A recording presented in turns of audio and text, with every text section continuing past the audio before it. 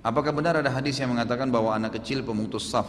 Bila iya, bagaimana bila kami ingin mengajak anak kecil belum balik belajar sholat berjamaah? Apakah memang posisinya harus di paling belakang?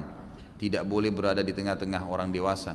Tidak dikatakan, tidak ada lafaz hadis yang mengatakan anak-anak pemutus saf. Tapi yang ada adalah, memang kalau anak-anak itu masuk dalam saf, kemudian mereka keluar bermain-main, kan gitu, maka yang berdiri di saf harus merapatkan. Kalau tidak, berarti terjadi pemutusan saf. Itu betul, gitu kan? Tapi kalau anak-anak masuk dalam saf dianggap memutus saf, itu tidak benar. Itu tidak benar. Abdullah bin Abbas, Abdullah bin Umar, ya kan gitu.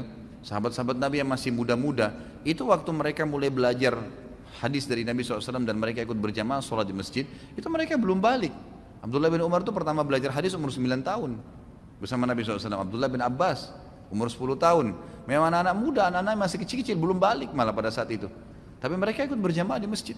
Abdullah bin Umar mengatakan tidak pernah ketinggalan sholat berjamaah di masjid selama beliau memang tidak ada udzur, beliau selalu hadir di masjid, gitu kan? Jadi memang beliau hadir di masjid, jadi tidak ada masalah itu.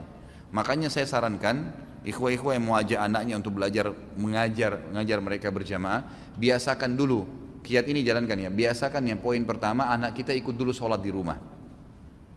Kita lagi sholat sunnah, ajak anak kita sholat di sebelah, gitu kan? Biarin dia terbiasa dulu dengan gerakan-gerakannya. Jadi dia mengenal. Berdirikan di sebelah kita supaya dia mengenal saf, gitu kan. Rangkul pada saat selesai sholat kalau dia masih lari-lari.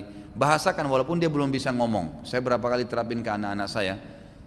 Jangan dianggap anak kena belum bisa ngomong berarti dia tidak paham, enggak.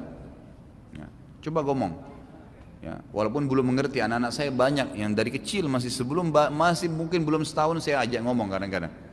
Ya, saya ajak ngomong ya dengan kalimat-kalimat yang saya harapkan supaya jadi baik. Insya Allah jadi anak soleh ya nak, insya Allah jadi anak soleh ya. Dinasihatin, ngomongin. Kalau saya lagi sholat di sebelah saya, sering anak saya laki-laki ikut. Lalu saya setelah dia lari-lari, saya ajak lagi duduk ya di sebelah saya nasihatin lagi. Walaupun dia masih belum mengerti, belum 2 tahun, tapi saya ngomong sama dia. Orang kalau sholat nggak boleh lari-lari ya, dinasihatin saja. Nanti satu waktu tiba saatnya di mana dia sholat. Kalau kita sholat dia tahu, dia berdiri di sebelah kita, ruku dia ruku, kita sujud dia sujud.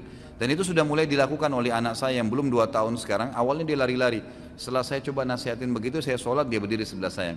Saya ruku dia mulai bisa ruku, saya sujud mulai bisa sujud, gitu kan. Dia sudah mulai paham kalau sholat tidak boleh lari ke sana sini. Nah itu layak antum ajak ke masjid. Jangan belum tahu sholat antum ajak, nanti kacamatanya orang diambil, nanti dia lari-lari di saf. Kan gitu, jadi masalah. Lebih baik jangan, gitu kan.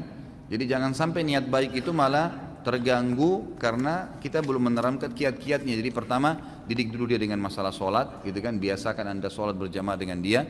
Sambil yang kedua dinasehatin, diingatkan, ngomong saja ya, insya Allah akan Allah sampaikan ke dia.